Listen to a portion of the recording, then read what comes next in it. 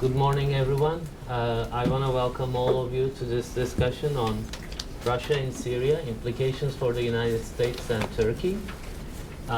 We have a great panel to discuss the most recent Turkish incident, the downing of the Russian jet, as well as experts who can provide a broader perspective on US-Russia relations, and we will see how that going forward, how the relationship between the West and Russia will evolve, but in particular in the context of Syria.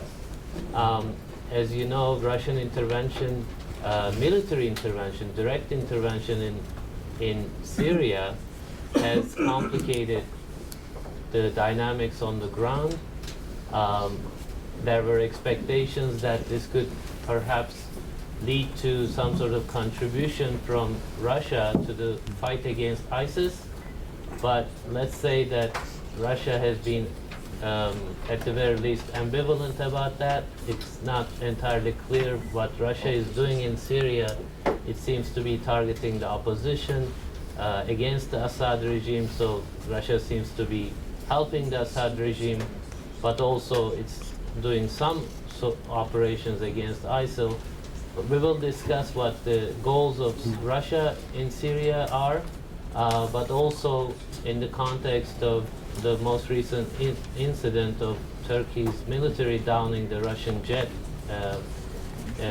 along the border with Syria, and how that will impact the Russia-Turkey relationship, but also the Syrian conflict going forward. I have a great panel with me here, distinguished speakers. From CSIS to my left, Jeffrey Mankoff is Deputy Director and Senior Fellow with the CSIS Russia and Eurasia program. He is the author of Russian Foreign Policy, The Return of Great Power Politics. And he's also a frequent commentator on security issues and Russian foreign policy, among other issues, US-Russia relationship also. He was just telling us that he just got back from Russia yesterday, so I'm sure... Last week, sorry. So he had fresh things to say about US-Russia relationship. To his left, we have Hannah Thoburn. Hannah is a research fellow at the Hudson Institute. She focuses on Eastern European politics and the transatlantic relationship. And she's also a frequent media commentator on developments in Russia, Ukraine, and US-Russia relationship as well. And to her left, my colleague Kılıç Buğra Kanat. He's our research director here at SETA DC.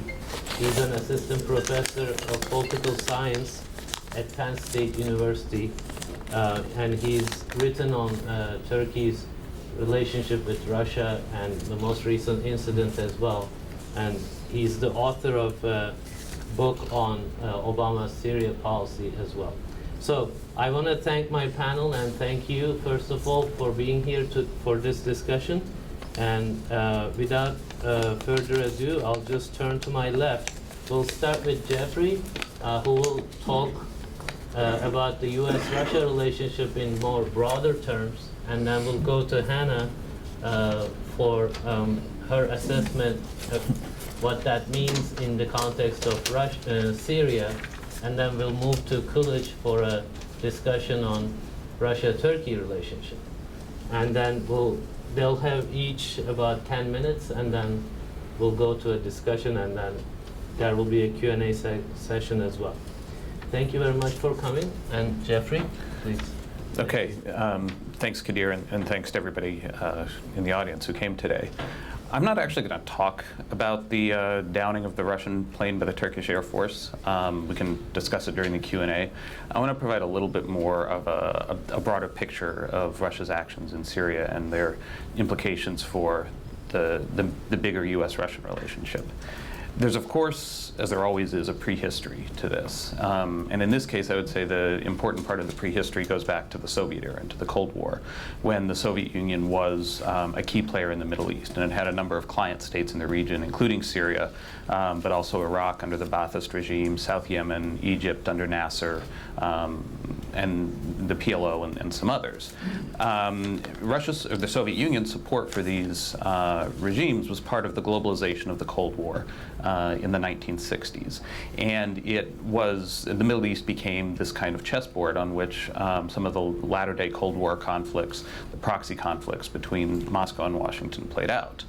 And when the Soviet Union collapsed in 1991, Moscow lost its regional hinterlands, but also its role as the leading patron of some of these regimes in the Middle East. It lost much of its geopolitical influence in that part of the world, to the extent that when the United States led the coalition to push the Iraqi army out of Kuwait in 1991, it actually got the Soviet Union on board with that campaign, despite the fact that Iraq had been a traditional client state of the Soviet Union. So, with the end of the Cold War and the Soviet collapse, Russia entered a period in which it tried to integrate more deeply with the West and adopt more of a Western identity that included pursuing an approach to foreign policy that was largely in line with what the United States and its allies were trying to do. In more recent years, though, especially since the return of Vladimir Putin to the Kremlin, Russia has reversed course on this count and has sought to reestablish itself as an independent great power, pursuing its own geopolitical agenda that does not overlap necessarily with that of the West, or the West generally, or the United States specifically. And we can see this in the Middle East as one of the key areas in which Russia is seeking to reassert its own role, establish itself as an independent player, and pursue goals that may or may not be aligned with those of the West, but that Russia defines on the basis of how it perceives its own interests. And this is the context in which the Arab Spring broke out, which Russia viewed in very different terms than did the United States or many of its allies.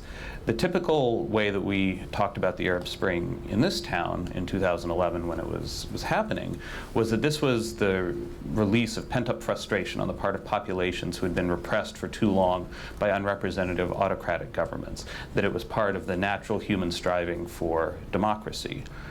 In Russia, though, this upsurge in the Arab world was seen as the revolt against established legitimate secular authorities by a whole range of radical and uncontrollable forces. Forces that threaten stability not only in the Middle East, but also in Russia's neighborhood, and given the large Muslim populations that live in Russia itself, in Russia too. And for that reason, Moscow was quite opposed to regime change in the context of the Arab Spring, and was very worried that U.S. foreign policy in the region was promoting chaos and instability that could have blowback effects for the region and for Russia itself.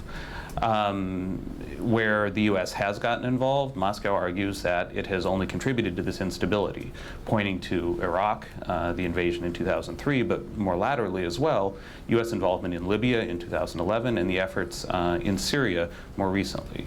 And in Syria, Russia has seen and argued that the U.S. is simply repeating the same mistakes of the past in pushing for regime change to overthrow a secular, established, predictable government in favor of uncontrolled chaos and a very slim likelihood that a stable democratic government will emerge in its place.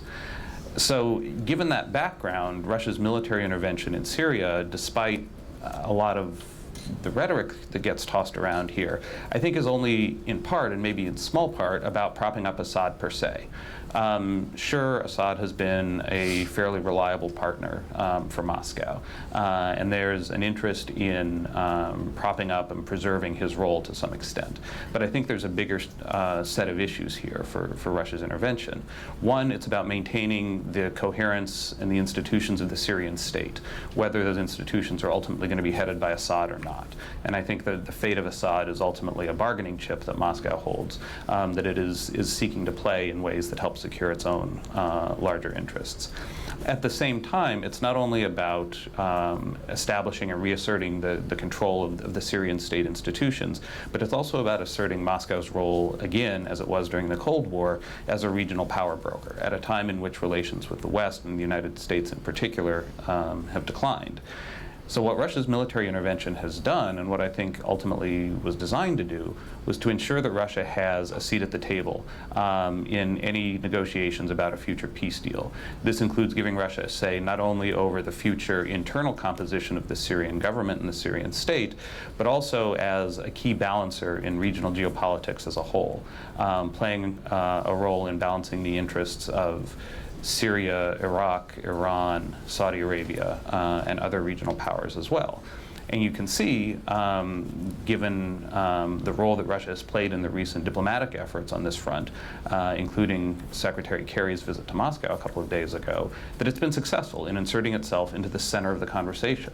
Moscow may not hold the key to a peace deal in Syria, but it's impossible to envision a peace deal that doesn't involve Moscow in some way. And I think that ultimately was part of the goal. Now, Russia is not going to match the influence in the Middle East that it had during the Cold War era. But at the same time, its forceful intervention in Syria is designed to at least insert it as a player, show not only the Syrians, but other states in the region that Russia is a force that they can turn to, that they can rely on, in particular if they want to balance against the United States.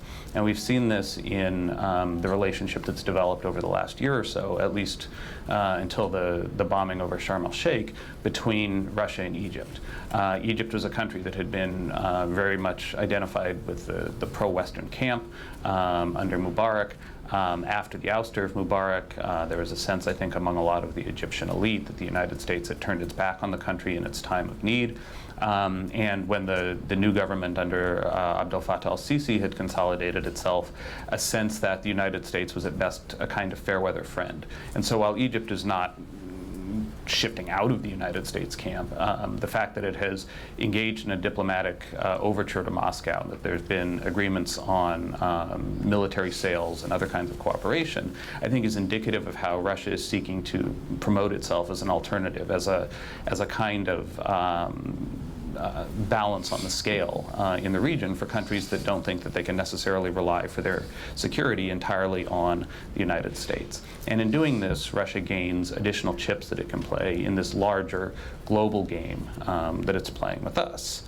And there's one other piece of this that I think is important, and that is the context beyond the Middle East. So of course, it's not coincidental, as they would have said back in the Soviet period, that Russia's Syria intervention came shortly after, a couple of weeks after the signing of yet another ceasefire agreement in Ukraine, one that, at least until recently, appeared to actually be holding. Now, the point here is that when Russia started intervening in Syria, and intervening in a way that seemed to line up in some ways with what the US and its allies were trying to do in terms of allegedly fighting against the Islamic State forces, pushing for some kind of a peace agreement, suddenly the US and its allies needed Russia, or were forced to engage with Russia on this set of issues, which made it that much harder for them to focus on Russia as an adversary in the context of Ukraine, which had been dominating the relationship for a year and a half at that point. Especially after the terrorist attacks in Paris last month, a number of European countries have argued that you need to engage Russia, you need to form some kind of a military partnership with Russia in Syria in order to go after the people who ultimately were behind the Paris attacks, who can threaten additional terrorist attacks in Europe as well as potentially in the United States. And also to deal with the migrant crisis that the civil war in Syria has unleashed. For a number of European states, these are all much higher priorities than the conflict in Ukraine. And if the price of that cooperation with Moscow is to take the focus off of Ukraine, and we've seen just in the last week or so in the discussion about sanctions that there are growing fissures within the European coalition about maintaining sanctions, then from Russia's perspective, that's all to the good. So I hope I've helped set the scene here a little bit and give you a sense of some of the broader interests that are at work behind Russia's intervention, broader interests in terms not only of Syria, but of the Middle East more generally, and in the overall balance between Russia and the United States, which has which now touches on regions as diverse as Syria, the rest of the Middle East, Ukraine, and a number of other issues as well. And if we want to talk about some of the specifics, including the downing of the jet by the Turkish Air Force, I'm happy to do that during the Q&A. Thanks. Thank you, Jim. Anna?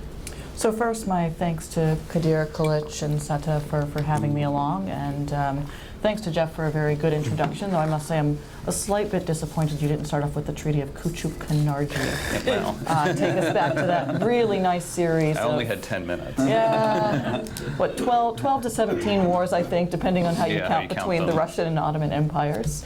Fun history if any of you are bored this weekend. But I actually wanted to agree largely with what Jeff said on these, really the major drivers of why Russia's doing what it's doing. I think you put your finger on a number of very important points. The interest that Russia has in maintaining ideas of sovereignty, restoring its position, the position it once had in the Middle East. These questions about Ukraine, whether or not it's distracting Europe from Ukraine, perhaps trying to remove some of the pressure that Europe has put on Russia with sanctions.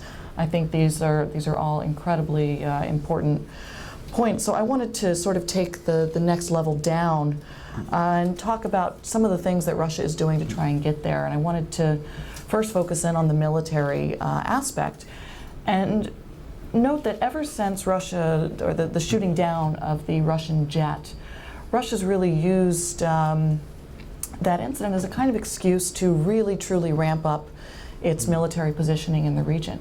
And just in the past several weeks, you've seen the Russians move in a lot more military equipment, including a submarine. You've seen them move in more ships down to the base that they have there on the Mediterranean Sea. I think it's the cruiser Moskva or Moscow.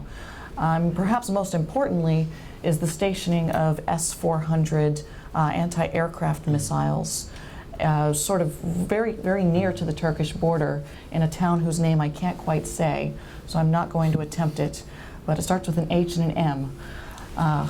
That's exactly why I wasn't going to try and say it. But the stationing of this very powerful new system of anti-aircraft missiles, they've only given the Iranians the S-300s, which is the sort of last version. The S-400 is really the most up-to-date version, and it has, I believe, a 400-kilometer shooting radius, which makes it now nearly impossible for the West, if it wanted to institute a no-fly zone over Syria, because it covers much of that area. It also covers the area all the way into Turkey, to the Incirlik Air Force Base, where both U.S. and Turkish military have been flying some of these sorties to do their bombing runs on ISIS. It covers half of Israeli airspace, all of Lebanese airspace, a good chunk of Cypriot, Turkish, Syrian airspace. So they've really used it as a kind of excuse, a good reason to ramp up their military positioning in the region, in part, as I think Jeff said, to help solidify this idea that Russia's going to be a major player in the region. They would like to reinsert themselves in a region where they were once very significant, and to make sure that they're known as a major player. One other thing I wanted to mention is what I think is a very important domestic component for the Russian government. If you spend a lot of time, as I unfortunately do, watching Russian television, there's a lot of talking about the other. There's always a kind of enemy that's presented on Russian television. It's the U.S. is standing in the way of Russia doing what it wants to do. It's Europe is standing in the way. Europe has terrible values. It's sometimes the LGBT community. And now it's Turkey. Now it's the Turks. And we saw Vladimir Putin today. He gave his sort of annual 3-hour-long, which is actually shorter than usual. It's usually 4.5, 5 hours. But he stood up and gave his annual press conference, and he was, in fact, very unkind towards the Turks. He, in fact, used some language that shan't be repeated here. But you'll see things on Russian television, you'll see repeated by the Russian authorities, talks about how Russia is supporting, or Turkey is supporting ISIS. As soon as the Russian jet was shot down, they started using terms that had never been before seen on Russian television, like Turkish ISIS. And they're really turning towards Turkey as the new enemy, the new other. And to me, that's in a way to distract from the realities at home, which are that the Russian economy is not doing terribly well. Oil is falling to an all-new low, which means that the Russian budget is going to suffer. Growth is again expected to decline. We're seeing a fall in the GDP. And this money for all of these wars has to come from somewhere. And by all of these wars, I include Ukraine there as well. And so really the Russian people are being asked to make a sacrifice for this. And they have sacrificed willingly to this point, and I think they'll continue to do so for a good long while, and I'm happy to go into later the reasons why I think the Russian people will really support their president on this. But I do think the domestic reasons behind the way Russia is acting towards Turkey and the kind of inflammatory language that they're generally using are also very important. So you saw President Putin get up today and talking about how, you know, this is all Turkey's fault, Russia has nothing to do with this, it's us against the world in a way. And you're also seeing some of that come out, and I'm going to pick here on a little pet project of mine, which is the Crimean Tatars. I once lived a long time in Crimea, spent a lot of time with Crimean Tatars, who are people who are ethnically related to Turks. And in the past couple of weeks, you've started to see a lot of talk of the Crimean Tatars as a kind of fifth column of Turkey. And there's now a lot of concerns about the human rights situation for some of these Crimean Tatars. It's not a point that is, I think, very much talked about and perhaps a little tangential to this discussion, but I wanted to bring it out anyway just to pinpoint the way that the Russians are using this as a very important internal mechanism of control. So I think I'll stop there and let Kılıç get to the Thank you. internal Turkish. Well, thank you. And Hannah actually covered most of my part, but let me give a little bit about the background of this and Turkish-Russian relations. So approximately 5 months ago, I was in Moscow in a meeting. There was a meeting organized by a think tank in Turkey and Carnegie Institute in Moscow about the Turkish-Russian, in quotes, strategic relations, and if there is any way to improve these relations between two countries. And there was this very high optimism among the speakers, both Russian and Turkish. There was cautious optimism, actually. Everybody pointed out the significant differences of opinions between two countries, especially in the case of Syria, partly in Iraq, partly about in relations with Iran and Ukraine. But there was almost a very high optimism that for people who define the US-China relations usually use the concept complex interdependence. And they were telling that the relations are entering to a phase of complex interdependence because the economic relations are so high, especially in the realm of energy, right? At that time, Turkish Stream was still kind of something present, and Akkuyu nuclear reactor and high volume of trade between two countries, the social exchanges, cultural exchanges, the fact that intermarriages between the Turks and Russians are probably the highest in the region when you compare to the different countries. So there was optimism, but there was cautious optimism, statements about the fact that the disagreements in regards to Syria may derail the relations at certain points, so we have to find a way to contain this crisis. So this was 5 months ago, and that in the period in 5 months, President Erdogan and President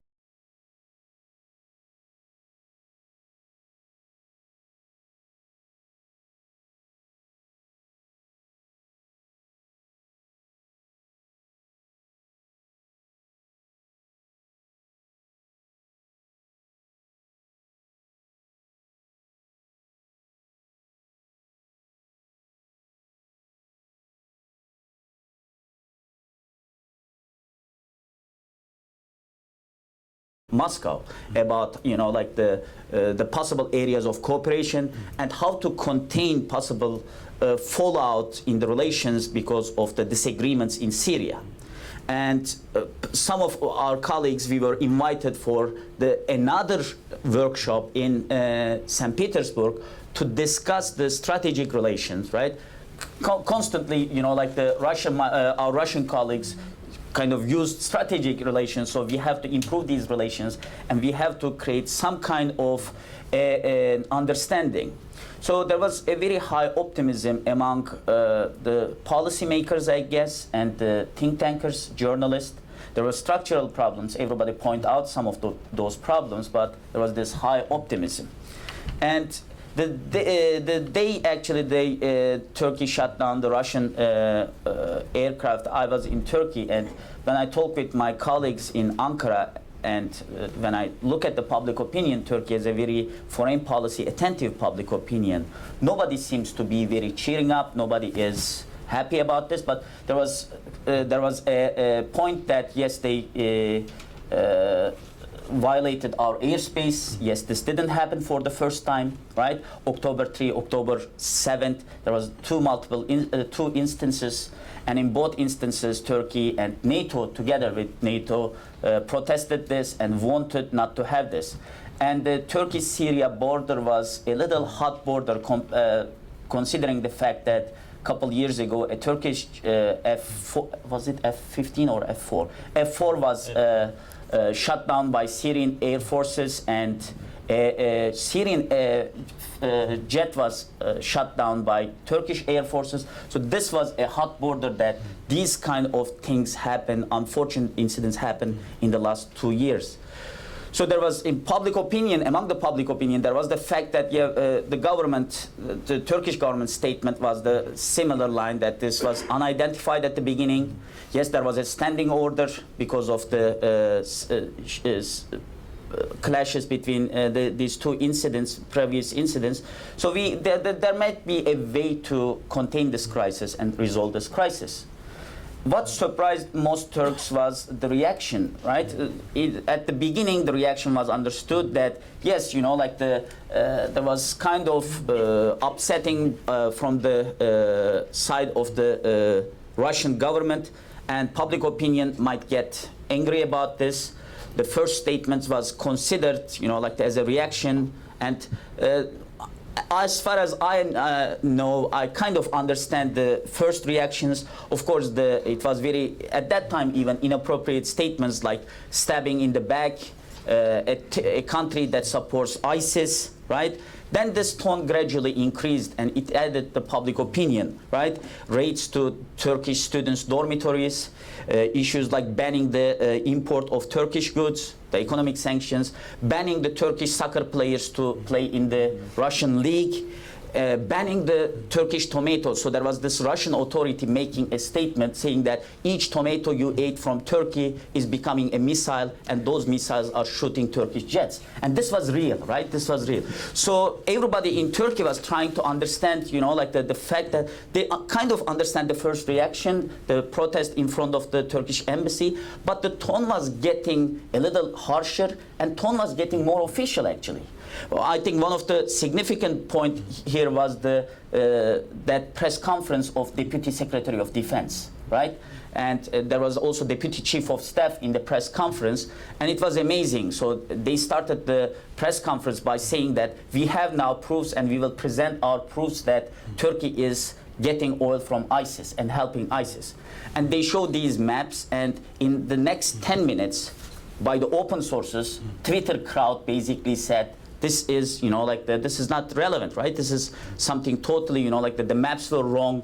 Some of the trucks were actually, Barzani's administration in northern Iraq said it was their trucks actually, right? Most of the maps, you have to pass through the areas that controlled by YPG, right? So everybody was confused, you know, like what is Russia trying to do? And what I think damaged the relations, long term impact of the relations would be this preparedness by, on the part of Russia, how to attack or how to start these offensives about Turkey. And since then it is increasing, and this press conference created another, you know, like it was an upper level about this. So what was Russia trying to do? What I understand from Russia, I partly understand diversionary theory of war.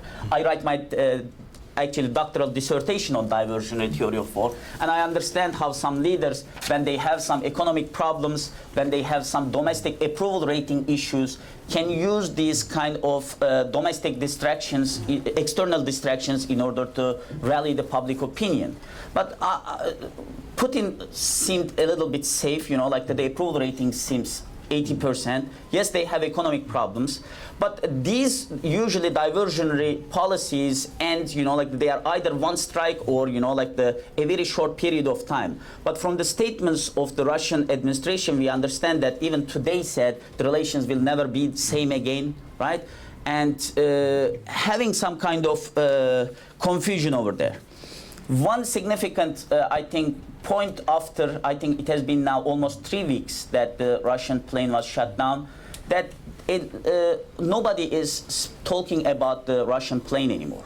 So Russia started almost a PR campaign linking the shutdown of this plane to their plane, the passenger aircraft that was bombed in Sinai.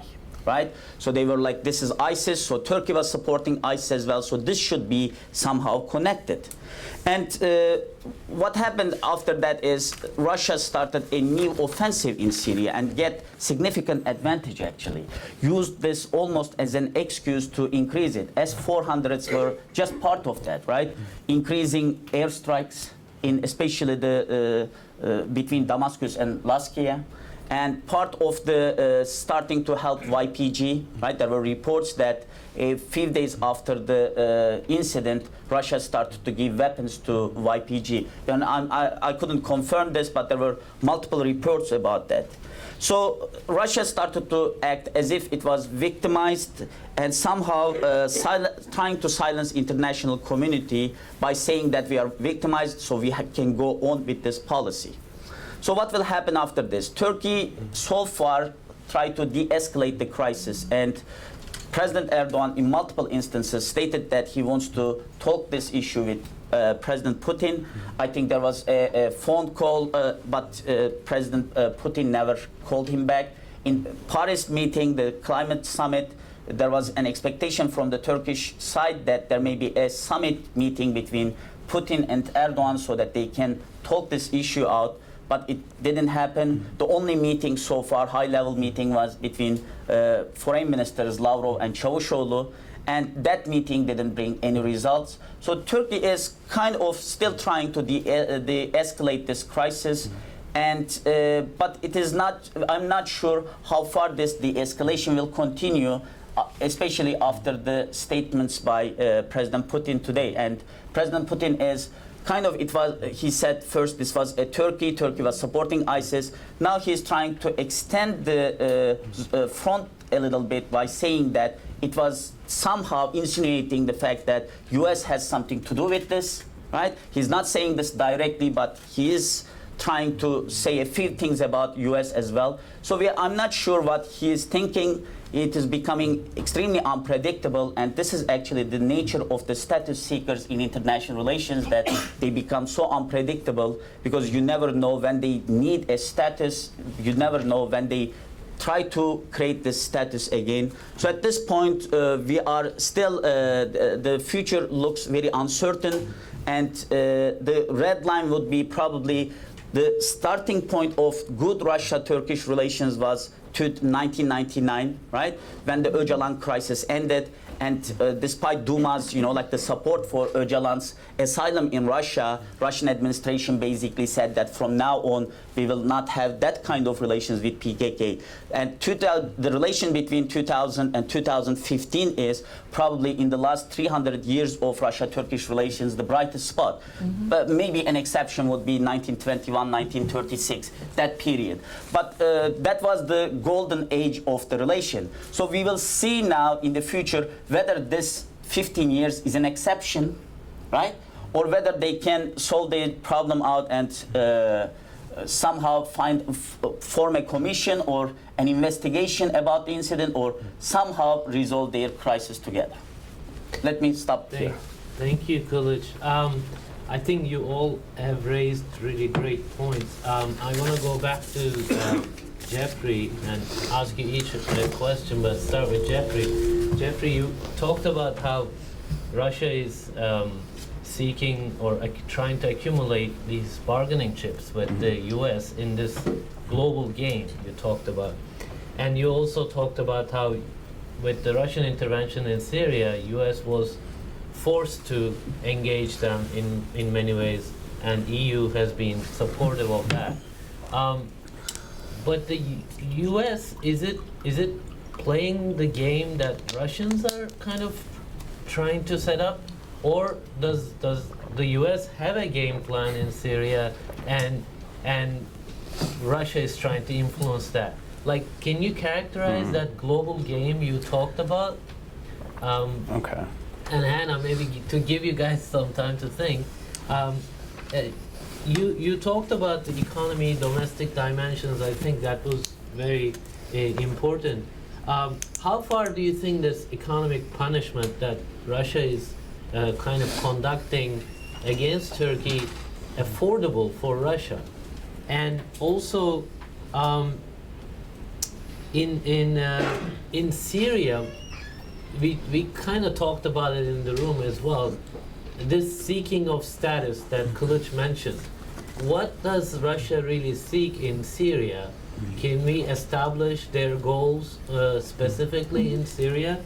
And Kılıç, can you talk about the sort of ethnic dimension of the Syrian policy vis-a-vis Turkey? There are the Turkmens Turkey has been supporting, there's the opposition Turkey has been supporting, and then there's PYD and YPG that Turkey is at odds with.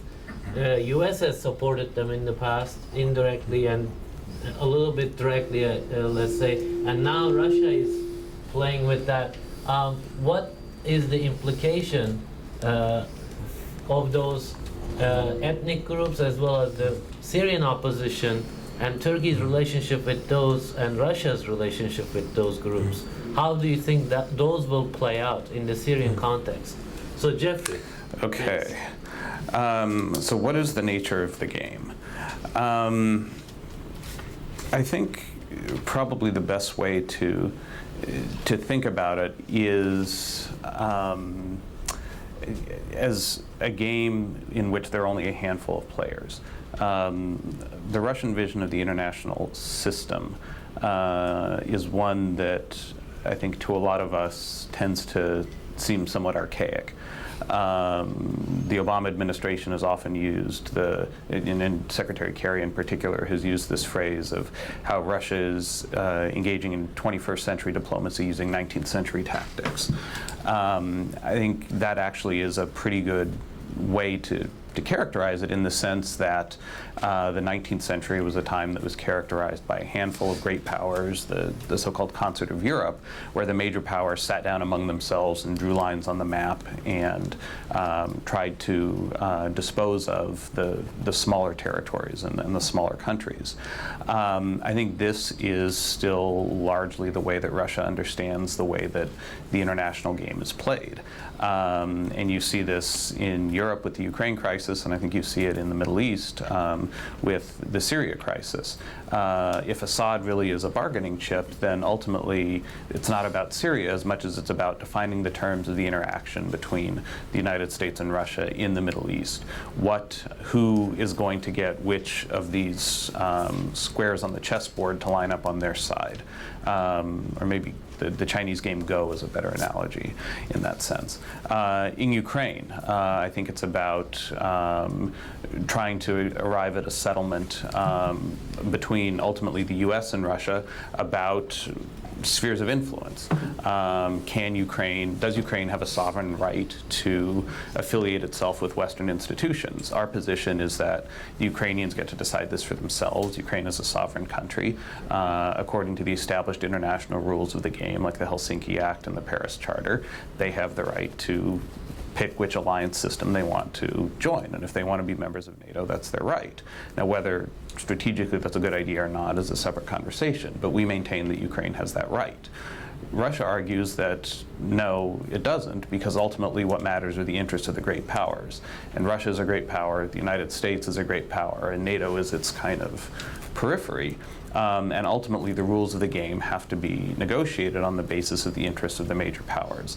So the long-term goal, I think, is ultimately to sit down with the United States and maybe the Europeans along the side and negotiate a new framework that establishes spheres of influence in Europe. And I think you're seeing something similar at play in the Middle East. That's why Russia wants to be at the table with the United States in crafting a settlement for Syria, one that allows it to maintain its own self-defined interests in the region and ensure that all the other regional players, including the United States, but also including countries like Saudi Arabia, have to account for Russian equities and Russian interests in the region. And so I think for Russia, that's what the game looks like.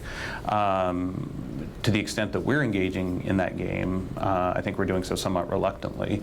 Again, there was not much interest in having Russia at the table in the Middle East until Russian military intervention kind of forced our hand. And ultimately, once Russia was at the table, you've seen the U.S. Backtrack on some of the commitments that it made, including on the question of Assad's future. Secretary Kerry, after his meeting with Putin in Moscow, said that the U.S. goal in Syria was not regime change per se. Well, if you go back and look at what Secretary Kerry and other administration officials said for the last 2 years, it was something quite different. And I think the change is first and foremost a result of the fact that now we're being forced on some level to play this game that Russia is seeking to play. Now, in Europe, it's a little bit different because, at least in the United States, we've been holding a pretty hard line on the question of linking Syria and Ukraine, or linking the Middle East and Ukraine. Whatever engagement we're doing with the Russians on the question of Syria, the U.S. position is still that it doesn't change our commitment to upholding the Minsk ceasefire agreement and holding Russia to its commitments vis-a-vis Ukraine. But of course, here, the role of the other European powers plays a role as well. And again, especially after the Paris attacks, you're seeing some of the European players, particularly France, but you've also heard from some of the German officials, the Italians who held up the discussion of the extension of sanctions earlier this week, and others come out and say that, well, hold on here. You know, we have this other more pressing issue that we need the Russians' help on. Let's not do anything hasty when it comes to confronting Moscow over Ukraine. So this may be a 19th century kind of game, but I think the Russians are showing that even in 21st century conditions, you can play it with at least some degree of effectiveness. Yeah, and I think Jeff, you sort of answered in part the second question that Kadir asked about what are Russia's goals and can we establish what they want. I think you did a very good job of laying that out, and I think I would perhaps add just that in precisely the way that you said, you think that the Russians want, and I agree with you, that the Russians want to sit down with the United States and perhaps Europe, perhaps China, and sort of hammer out what is going to be the new spheres of influence. I think I've seen a lot of people call it a new Yalta or a Yalta Conference 2.0 back in 1945 when the great powers sat there and really hammered out who was going to have what area of influence. And it seems to me that that there's that famous quote that Vladimir Putin gave many years ago about how the end of the Soviet Union was the greatest geopolitical catastrophe or greatest catastrophe. And I think a lot of people here read that as the old KGB guy wants communism back. He wants the old ways back. But I think I read it a little differently, is he wants the great power of Russia back. He wants the status of Russia or the status that the Soviet Union used to have. He wants that back. And I think in a way what we're seeing now is perhaps Vladimir Putin trying to correct what he sees as the wrongs that were done to Russia post-1989, when Russia lost that status and it, saw then the Unipol, the United States, going around in the world and doing largely as it pleased with its European colleagues and sometimes with China. And he's now sort of trying to come back and say, look, you did things that I didn't like in the Balkans in the 1990s. But you're now going to have to sit down. Every time you make a decision, you're going to have to think about what Russia wants. You're going to have to think about what Russia might do. We are a major player. And they're now at the table on Ukraine. They're at the table on Syria. And they're involved, just like Jeff said, in all of these discussions. And I think that's precisely what they want. They're interested in reestablishing this idea of spheres of influence. Where is Russia going to be a player? And where are you going to have to consider the Russians in everything you do? I think one thing we actually haven't mentioned that is also perhaps a connected but secondary goal is NATO. We haven't mentioned NATO yet, and I think perhaps at the risk of sounding slightly alarmist, I think that one of Putin's long-term goals is to weaken NATO, and it perhaps intrinsically, perhaps see it exposed as a kind of alliance that doesn't mean much of anything, and whether or not he's trying to do that in Turkey, and essentially saying to Turkey, well, call for Article 5 negotiations, but nothing may happen. I think that may be another prospect that we may have to face, is Vladimir Putin attempting to, perhaps in the Baltics, perhaps in Turkey, trying to really display to the world that Europe is weak, that European unity is weak, that NATO is weak, and that none of these are actually real players in the sense that Russia is. Russia can be trusted. If Russia is going to do something, or says it's going to do something, then it's going to do something. And attempting to cast itself in a kind of putting itself up against the United States and other international players and attempting to prove that it is something different. It is the one that can be trusted. It is the one that you can go to. But it's just going to be in a very different sense, I think, as Jeff very correctly laid out. It's going to be in perhaps a 19th or 20th century, as we think of it, frame of action. Can I just yes, please. ask one thing? Jeff talked about this U.S. unwillingness to link Ukraine with Syria, right? And in Syria, having a seat at the table and then having maybe facilitated some sort of transition with the Assad regime, and then fighting against ISIS. Do you think it's 6 months down the road or a year down the road, if Putin can comfortably say, I've delivered on these, then could that change? The U.S. attitude about linking Ukraine and Syria can change, and perhaps we have a new modus vivendi on that. I think that's certainly the fear of most Ukrainians.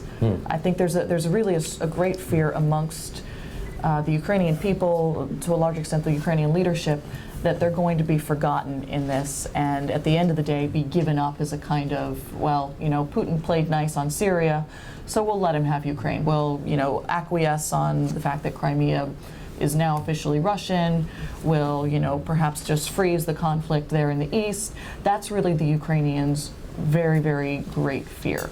They have a lot of other obstacles to get over, but again, as I think both Jeff and Kalic mentioned, you're now starting to see a little bit of a breakdown amongst the Europeans in unity on sanctions.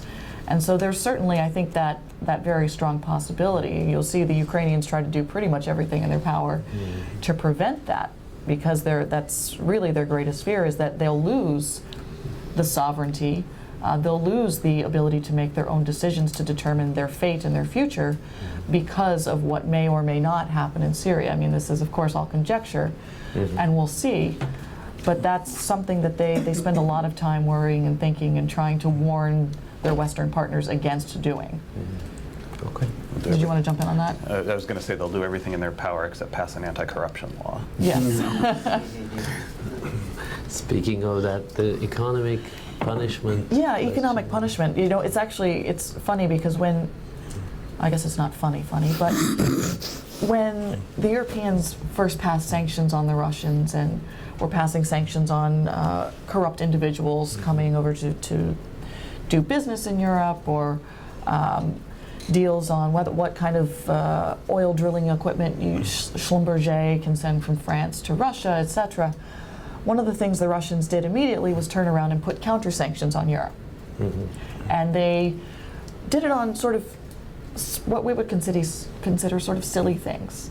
Cheese from Europe, Polish apples and pears. The Poles created an entire campaign, drink cider. Yeah. They wanted you to drink all of the extra apples that the Russians weren't buying. In the Netherlands, it was pears. Belgium, perhaps. And then they made a big show of bulldozing large mountains of really delicious Swiss and French and Belgian cheeses, just bulldozing it. And I think the collective reaction in the West was, well, for goodness sakes, why are they doing that? They're sanctioning themselves. They're removing Italian prosciutto. They're removing all kinds of delicious Western delicacies from their supermarkets.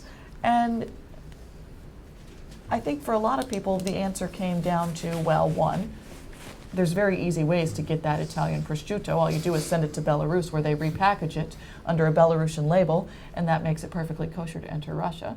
So, not that bad.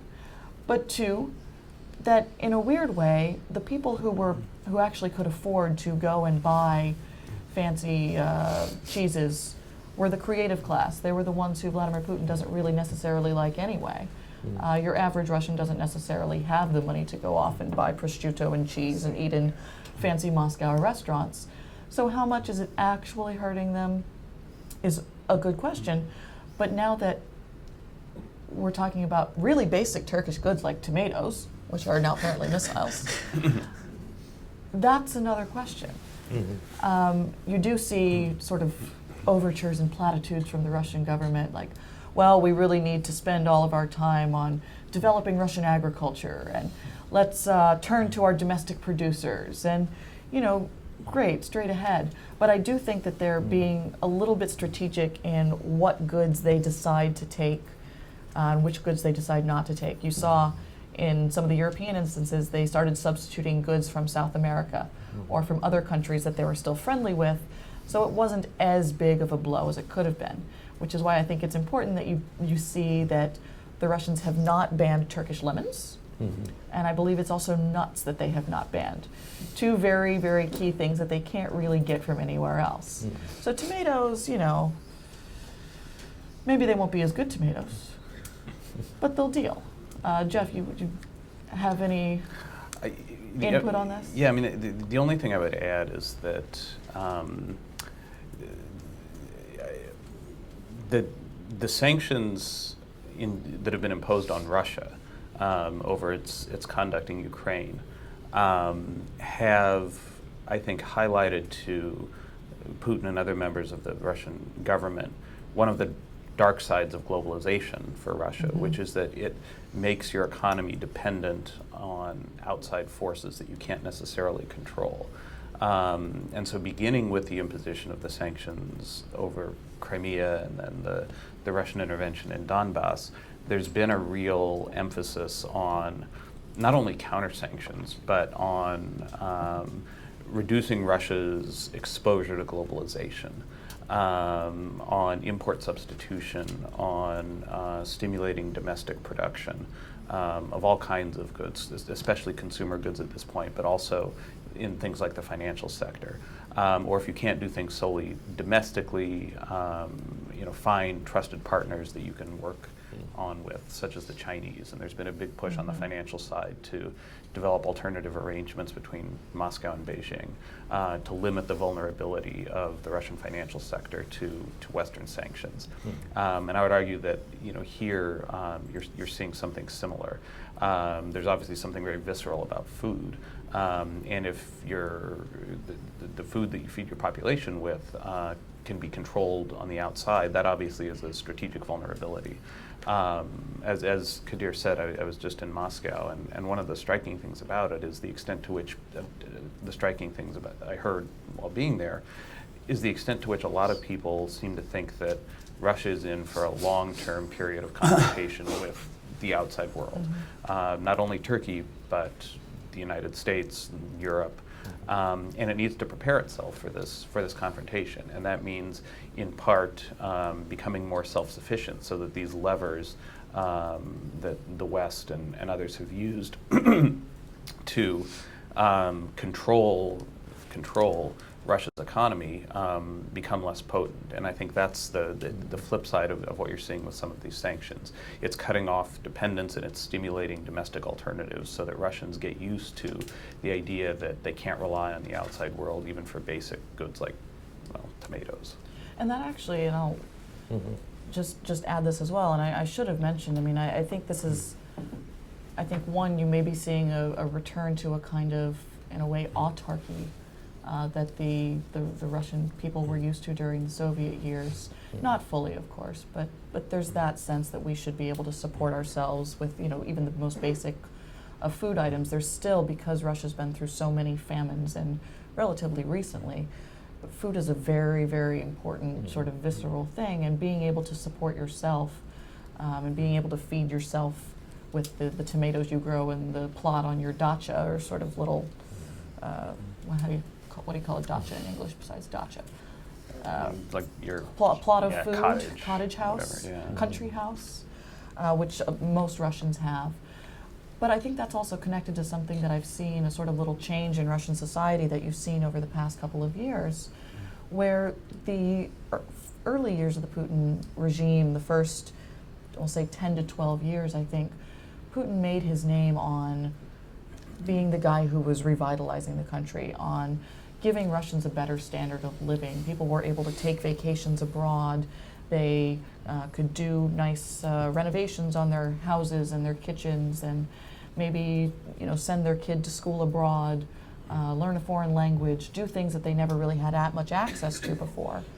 And that was sort of part of what I would call the, I guess, social contract between Putin and the Russian people. Sort of, you know, you let me do as I wish generally in the political sphere, and I'll build the economy up and make your lives a lot better. And I think in the past few years you've seen an increased interest, particularly in just the showing of what, you know, what they show on TV, the way things are talked about, of a change in that social contract.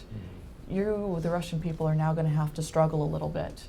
You're going to have to remember the days of your grandparents during the siege of Leningrad, and remember the days of struggle when they were trying to build a better Soviet Union. We're now trying to build a better Russia. And we're trying to get ourselves back to our rightful place on the world stage and restore that kind of respect or fear that we want. And so I'm going to ask you to sacrifice a little bit. And you're now sacrificing your vacations to Turkey and Egypt, and you're sacrificing your, you know, They can go imported to Greece, he said. Pardon? They can go to Greece, he said. They can go to Greece, they can go to They go to Crimea. Crimea. But so they're being asked to sort of sacrifice in a way, and they'll probably give up those Turkish tomatoes for now. Well, I don't even remember your question. You know, but let me say a few words about about the Polish apple thing. When the sanction was adopted, you can talk about the nuclear energy relationship if it will impact it. When the sanctions was adopted for the first time, I was in Poland. I went to Kiernica World Forum, Economic Forum, and I never remember any time that I ate so many apple-related products at once. Right, tart, pie. Cider, apple, and sightseeing was apple picking. So I didn't understand at the beginning, you know, like what was going on. But later, a journalist explained me the situation, kind of apple nationalism in Poland at that time. There was even a nice hashtag on Twitter. It was peace cider, drink cider. Drink cider. Couple things I think we have to add. I remember that in DNC convention in 2012, when Secretary Kerry at that time, Senator Kerry, was making the speech about the foreign policy platform of President Obama, he blamed Romney for reading Russia from the Rocky IV, right? And he said, you know, like the Russia changed so far. I think part of the problem was, I guess, it was maybe Romney was a little reading because Romney, you know, like visited Poland. That was the reason of that statement. But I think the other part was reading the world a little bit from the Rocky IV, and I think the United States and the world missed that point. And what we see is sometimes unpredictable leaders in their pattern of unpredictability does so many unpredictable things that it becomes predictable, right? It becomes almost a predictability of unpredictable. And when we see, you know, like when we try to, because of the structure, it is difficult to understand the Russian foreign policy through structural means, through understand, because of this unpredictability, the geopolitical goals, that we constantly started to try to read Russian foreign policy by saying what is in Putin's mind, right? Try to, you know, like read psychobiographies of Putin, his, you know, like the KGB background, you know, like his kind of, you know, his appreciation of Andropov and others, you know, like to try to figure out that this may be the reason that Russia is acting certain way. I think what is it, you know, like so it caused a lot of speculation. And one of the speculation is, for example, it may be the fact that Hannah may be right that, you know, like to show the weakness of NATO. You know, like it may be both Georgian intervention and Ukrainian intervention may be read in Russia as a way to stop their NATO's membership, right? And to show the weakness of it, it may be a assertive foreign policy, aggressive foreign policy towards Turkey, and this kind of airspace violation may be considered as a way to show that, you know, like NATO is weak, they talk, but they never walk the talk. That may be a policy. The second thing is about Syria. The real question that you asked at the beginning was Syria. Now I remembered it actually. You know, like I'm not sure what Russia was trying to do, but when it was first started, the attacks, the estimated cost of the attacks was every day $4 million. And as far as I understand, Putin was, Russian foreign policy makers were thinking a quick result out of this, right? A quick deterrent activity, because to leave the proxy war, right, to leave the assistance and just get into the conflict will have several costs. It is not about the economic cost, but here today the cost of the war I think increased to $8 million a day, and I'm not sure how far how much this will continue and how much Russia can afford this. $8 million doesn't look a lot, but through these kind of conflicts, we see that an incrementalism, and it may be sunk cost is sunk. So somehow they may consider that, you know, like we spent so much money, we did sacrifice, let's go on this. And it may turn into a quagmire. So because of that, Russia will try to, I think, find the solution in a very expedited way. So they will push the diplomatic solutions, all of these meetings, they will try to find a solution out of this. Lastly, about the economic punishment thing, here, of course, the agricultural sector sounds a little, kind of in Turkey, a little worried about this. Energy sector, I don't think there may be any kind of interruption for the energy, because with doing that, Russia will lose a lot of credibility, and there are international agreements. I don't expect any kind of energy cut at this time. And regarding tourism, this year, Turkey got 1 million less Russian tourists anyway because of the kind of devaluation of ruble. Yeah. So the Russian tourists actually started to flow to Turkey after what happened in Egypt. And when the Sharm el-Sheikh became a kind of, you know, like a no-go zone for many Russian tourists. So it was a couple months of, you know, like the Russian tourists, and it wasn't peak season. It didn't influence at that point, you know, like that much. But we will see, you know, like the next summer, what will be the Russian position if Russia will change these things, because in the statement, in the presidential statement, there is a statement that this can be suspended at any moment with the decision of the executive. So this is kind of, it is still, that means an open window for negotiation and agreement about that. Okay. Well, I'll just open it to Q&A at this point, and I want to take several questions for the sake of time. Please, Stanley. Can you wait for the mic?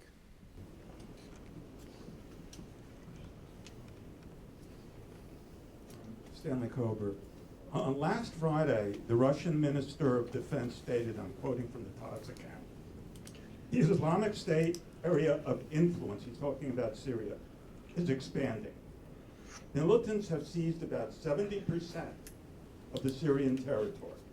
The number of terrorists amounts to about 60,000 people. And then he added, there is a threat that these actions will be transferred to Central Asia and the Caucasus. Seems to me this isn't about balance of power and negotiation. they are concerned that if this problem is not addressed now, urgently, they're going to have a problem in Central Asia and the Caucasus. Several months ago, Nassan Nasrallah said, we are in a war of attrition. Just a few days ago, the Israeli press had reports that Hezbollah has lost a third of its fighters killed or wounded. Who is winning the war of attrition? Is there someone specific you wanted to address it Anybody to? who wants to address This, the goals, Russia's goals, maybe we can talk more specifically about ISIS and how their goal on ISIS matches the goal of the United States. Potential outcomes of Russia's military involvement in the Eastern Mediterranean region or the U.S. interest in the context of energy security, energy geopolitics. And what should we expect, like what kind of policy or strategy changes can we expect with regard to this question? Thank you. Thanks. Yes, Alan? Thank you. Alan Bukowski, Center for American Progress. I guess one question to him and one to Klitsch. Klitsch, it's very interesting you talked about these strategic conversations and the concern. In quote. In quote. Yeah. And because I think the conventional wisdom for a long time was, oh, Russia and Turkey are great at managing a two-track. They disagree about Syria, but they're, moving forward in many other areas. And it was sort of like I think you showed that there was a lot of concern that the center might not hold. I'm just wondering, I'm still, I have to say, somewhat baffled by Putin's strong reaction, because I think he had such a good thing going with Turkey. A year ago, they met, announced Turkish Stream. It was kind of a high point. Then the Turks were very hard-nosed about getting reductions for the price of gas, about the terms for Turkish Stream. I wonder, is that the beginning of a poisoning of the relationship? Nobody mentioned that. And I guess for Hannah, I'm just curious, what was the reaction? You mentioned the Tatars and the way the Russian, Moscow, accusing them of fifth column. How did the Tatars actually react to the shoot down? And to the extent you might know, how did the sizable Sunni Muslim population of Russia react to the shoot down, if you have any insights on it? But it was a fascinating panel. I really congratulate. Thank you, Alan. Thank you. Let's start with Kılıç this time. Let's start with the ISIS question. I think Russia had legitimate concerns about ISIS. The reports demonstrated that at least around 1,000, maybe a little more than that, Russian citizens in the ISIS, they had concerns. But if you had such concerns, the target of your military strikes needs to be the places that ISIS was located. And according to reports, Guardian reported this, and they said, this anonymous intelligence source of the U.S., that 90% of the attacks so far was targeted not ISIS but other groups, right? So that may show that they may have serious concerns, but they didn't act like they are focusing on those concerns. That would be my question if a Russian policymaker would say the similar things. Secondly, the Turkish Stream. I wasn't sure what will happen with the Turkish Stream because there was a lot of debates about the reduction of the prices. Right. And it turns out that Russia didn't have funds to start the construction of the Turkish Stream at that point, right? So many people said, well, maybe Putin Russian government is using this in order not to reduce the prices at that point and delay the reduction of the prices. So I have some concern about that. And when you look at Turkey, that may be the starting point of disagreement. But when you look at the Russian media right now, of course I'm saying the English language Russian media, I think the problem goes back to not that disagreement about the Turkish Stream. They are talking about Kurecik, for example. Kurecik, the radar, NATO radar, the installation of the radar systems in Kurecik. They are, the more serious people are talking about Kurecik. Some of them are talking about landing of a Russian passenger jet in Ankara. Because with the blame that, like I think it was 2012 or 2013, that they were carrying some spare parts for the Russian Syrian military. So some of them took the starting point of the conflict over there. Of course, some of them took it to 300 years ago, but these were more, like closer one. Go ahead. But perhaps those point to one NATO, one strategic divergence over Syria. So is there a way to really pinpoint where kind of both it may have soured, or was this just an incident? No, when I read now the analysis, they said, we kind of succeeded not to put this in Czech Republic and Poland. And then it turned out to be Turkey will host these radar systems. It wasn't the missile systems, it was the radar systems, but the interpretation on the part of Russia was this was also this, like the same things, the same plan, like the implementation of the same plan. Hannah? So on the question of Russia and terrorism, I do agree with exactly what Kalic said. If that really was Russia's main interest, then they should actually be spending 90% of their time bombing actual ISIS targets. I think the thing that concerns me is that Russia is using ISIS really as a kind of convenient political excuse. I'm frankly not convinced that they care that much about terrorism in their region. They've had it for a very long time. They've dealt with it quite harshly in the past. And in several instances during Vladimir Putin's 15, 16-year tenure, there have been incidents where the Kremlin has chosen to use particular terrorist incidents as an excuse to do something that they wanted to do anyway. And so I'm thinking of the series of apartment bombings in mid to late 1999, which essentially was used as the excuse to start the Second Chechen War. I'm thinking of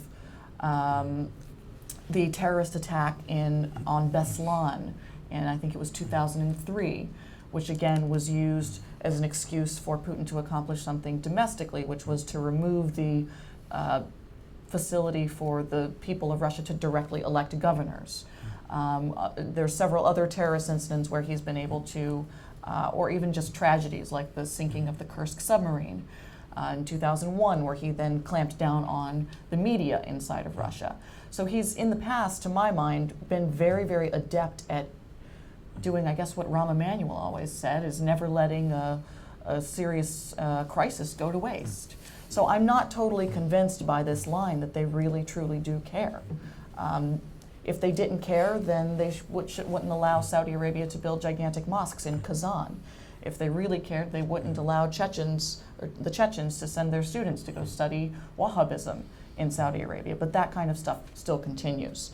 On the Tatar reaction to the shoot-down, there really wasn't much of one other than a fear that it would be put back on them.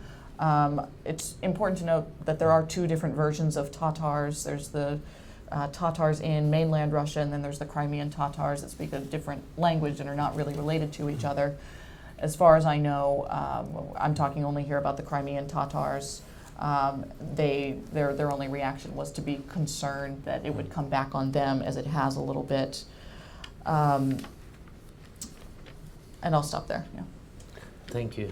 Yes, Jim. Okay, on Islamic State. So I do think Russia has a real concern about the potential for blowback, both in Central Asia and the Caucasus and within Russia itself. But I also think that their analysis of the problem is a little bit different. We talk about the Islamic State as the problem, and everybody else. We talk a lot about moderate rebels in Syria. The Russian position generally has been there is no such thing as a moderate rebel. Now, again, after the Kerry meeting, I think that may be beginning to change, because there has been the formation of this rebel alliance with Saudi help, and there's some question about who the Russians are going to be willing to engage. Starting to sound like Star Wars there. I haven't seen it yet, but.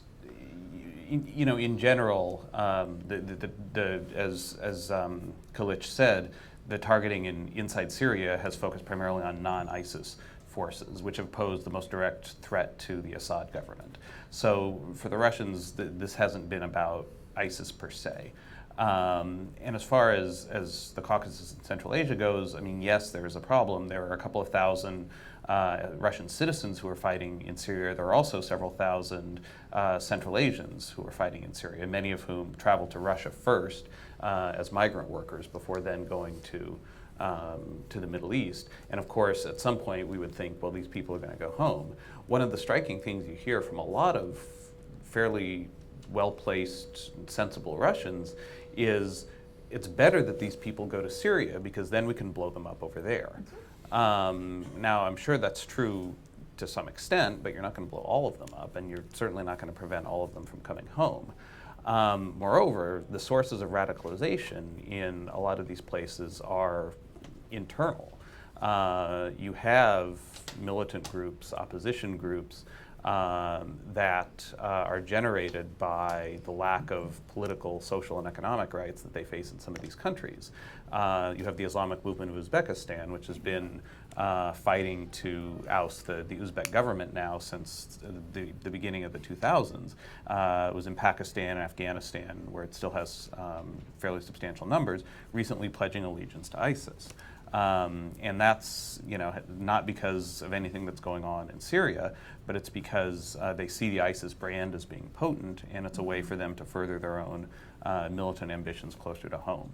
So yes, Russia's concerned about the spread of extremism and terrorism, but as Hannah said, it's not only a question of what's going on the ground in Syria. There's a much larger context to this. On energy, in the Eastern Mediterranean, I haven't been following this closely recently, so I don't know that I have a lot to say, except that from a power projection standpoint, Russia's the securing of the Russian naval facility in Tartus in Syria is significant in that, I think this is one of the key equities that Russia is going to insist on in any peace deal, is the maintenance of that facility. But also over the course of this conflict, that base has gone from being kind of a small repair shed that didn't really host anything or really have any power projection significance to something that does. It's pretty heavily armed now. Some of the people in the Defense Department here are worried about the installation of anti-access and area denial weaponry there that would make a lot of that Eastern Mediterranean littoral a no-go zone for NATO naval forces.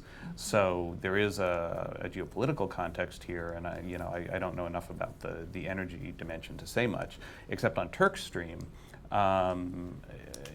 As Kılıç mentioned, this has been a troubled project for a long time, and with the decline in energy prices, it was never going to make sense economically anyway. Now the economics make even less sense.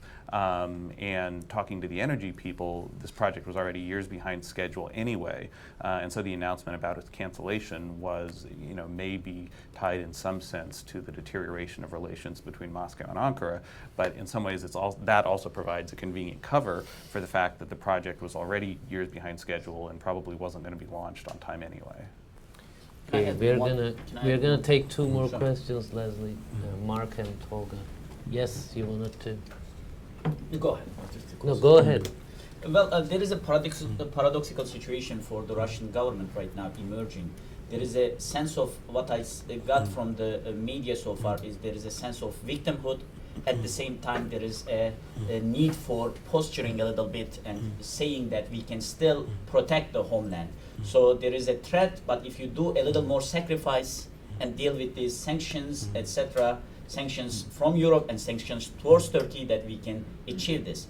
And internationally, there is another paradoxical situation that they are saying that we are fighting against ISIS, but we kind of have a model here that Kadyrov did this a couple years ago. Maybe if we adopt this model, we can fix the situation and fight against what they, all of these groups, including ISIS. So there is not much explanation, but there is more kind of rhetorical action, and this rhetorical action is getting somehow paradoxical, and maybe it is relevant for public opinion, but internationally it is becoming very irrelevant. Yes, Mark. Two related questions. You're right on the anti-access, anti-denial worries in the Navy, but I think that that's more of a domestic, U.S. Navy always says this, we need more money. My sense, and my first question is, to what extent do you think, not from our perspective, but from Russia's perspective, they're punching above their weight? I mean, the Turks brought down an Su-24, and they really didn't have to try hard to do it. And it brought some smiles in the Pentagon of, well, this is the price you pay for deploying second-generation aircraft into high area denial areas. So my first question is, from the Russian perspective, do you think that the Russian establishment believes it's punching above its weight? And number two, what, from Russia's perspective, constitutes success? You know, Kilish just said, listen, if we have a little sacrifice, they tell the Russian people, if we have a little sacrifice, we can achieve this. Achieve what? What is it, you know, what's the achievement? And if it's that, Russia becomes part of the international community and part of the solution, that removes the point of contention. Isn't that what we want? Thank you, man. Tolga, you had a question? Thanks a lot for this panel. It was really very helpful. Yes. Okay, I'm wondering if, Jeff, do you think that the Russia has a strategy specifically on Syria? You mentioned about the broader strategy of the region, you mentioned on the whole Middle East, but how about the Russian positions about the unity of Syria? For example, when the Americans will take care of the ISIS leadership, can they leave in a Sunni, with a Sunni state-like structure in Syria alongside the Kurds, for example, or the Kurdish area alongside the Turkish border? And also, Kılıç, you mentioned about the public reaction after the shooting down. There was a reception in Turkey for the teachers, if you remember, and the president announced the shooting down of the jet for the first time in that reception, and the people applauded. And according to the polls, 80% of the people right now are supporting, are favorable of this decision. And given the fact that all this incident in Syria, this shooting down incident and the Bashika troop deployment, etc., how do you think the domestic policy is playing a role in this policy, especially the ambitions of the president to change the constitution and the president under the new regime? This time, let's start with Hannah. All right, on the question about, do you think that the Russians think they're punching above their weight?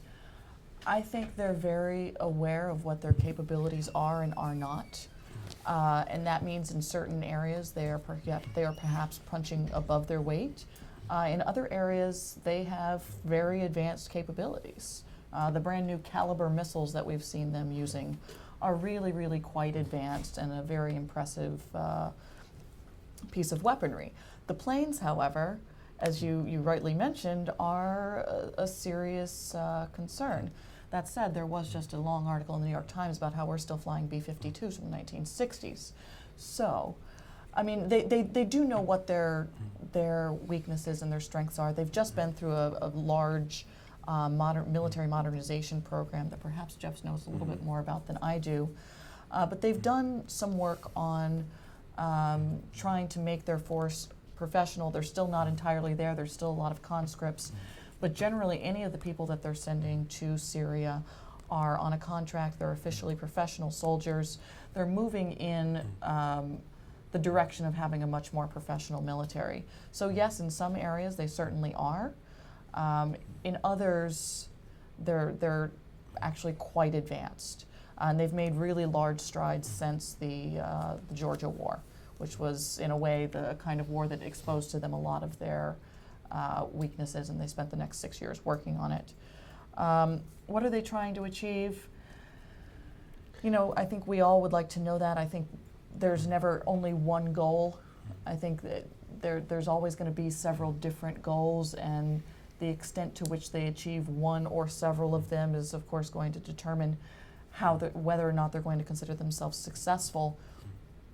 To my mind, at the end of the day, the major goal is the restoration of Russia as a respected, by which I mean feared, international power, alongside the United States, China, and whomever else, perhaps Europe, perhaps the Saudis, India.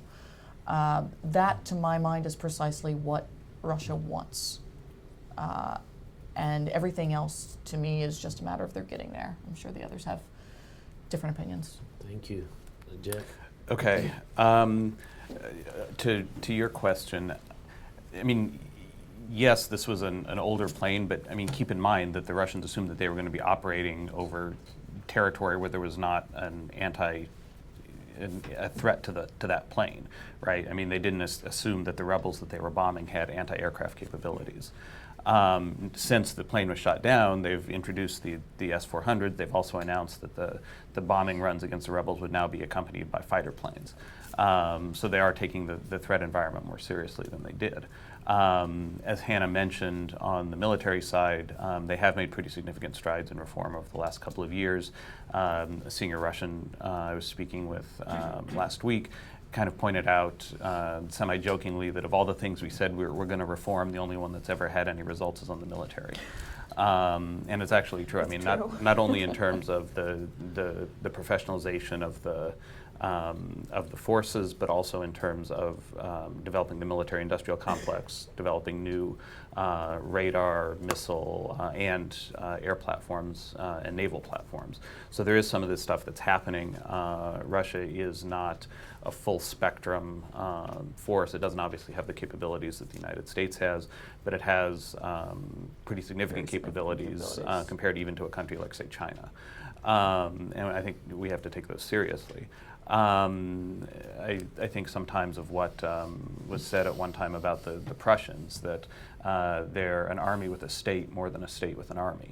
So to the question about whether Russia's punching above its weight, well, in the military domain, probably yes, they are.